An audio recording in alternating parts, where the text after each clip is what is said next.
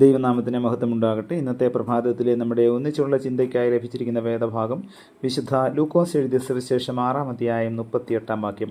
കൊടുപ്പീൻ, എന്നാൽ നിങ്ങൾക്ക് കിട്ടും, അമർത്തി കുലുക്കി കവിയുന്ന ഒരു നല്ല അളവ് നിങ്ങളുടെ മടിയിൽ തരും. 1971 ജൂലൈ മാസത്തിൽ ബാംഗ്ലൂരിൽ ഒരു ആഭരണക്കടയിൽ സ്വർണ്ണാഭരണങ്ങൾ വിൽക്കാനെത്തിയ നഗരസഭാ ജീവനക്കാരനെ പോലീസ് പിടികൂടി. അവനെ ചോദ്യം ചെയ്തപ്പോൾ അവ താൻ മോഷ്ടിച്ചതല്ലെന്നും നഗരസഭയുടെ ചപ്പ് ചവറുകളിൽ നിന്നും കിട്ടിയതാണെന്നും പറഞ്ഞു.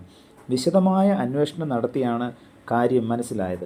വളരെ വർഷങ്ങൾ രോഗിയായി കിടന്നിരുന്ന ഒരു വൃദ്ധയായ സ്ത്രീ മരിച്ചപ്പോൾ അവരുടെ ബന്ധുക്കൾ അവർ കിടന്ന തലയണയെടുത്ത് ചവറ് കൂനയിലേക്ക് എറിഞ്ഞു കളഞ്ഞു. പക്ഷേ അവർക്കറിയില്ലായിരുന്നു ഈ സ്ത്രീ തൻ്റെ വിലയേറിയ ആഭരണങ്ങൾ താൻ ഉപയോഗിച്ച തലയണയുടെ ഉള്ളിലാണ് സൂക്ഷിച്ചിരുന്നതെന്ന്. ഈ സ്ത്രീ തൻ്റെ ജീവിതകാലം മുഴുവൻ വളരെ ബുദ്ധിമുട്ടിയാണ് ജീവിച്ചത്. എന്നിട്ടും അവർ ഈ തലയണ മുറുകെ പിടിച്ചുകൊണ്ടിരുന്നതല്ലാതെ അവർ തൻ്റെ ആഭരണങ്ങൾ വിറ്റ് പണമാക്കി നല്ല മരുന്നുകളും ആഹാരവും ഒന്നും വാങ്ങി ഉപയോഗിച്ചില്ല. തൻ്റെ ജീവിതത്തിൽ ഉണ്ടാകാൻ പോകുന്ന നഷ്ടം അവർക്ക് ശരിയായി മനസ്സിലായിരുന്നില്ല. അനേകരും ഈ നിലയിൽ തങ്ങളുടെ ജീവിതം നഷ്ടമാക്കുന്നവരായി ഉണ്ട്.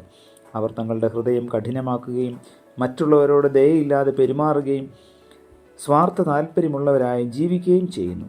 തൻ്റെ താലന്ത് മണ്ണിനടിയിൽ കുഴിച്ചിട്ട ദാസനെ പോലെ അവർ ജീവിക്കുന്നു. വിശുദ്ധ മത്തായിയുടെ സുവിശേഷം 25-ാം അധ്യായത്തിൽ നാം അത് വായിക്കുന്നു.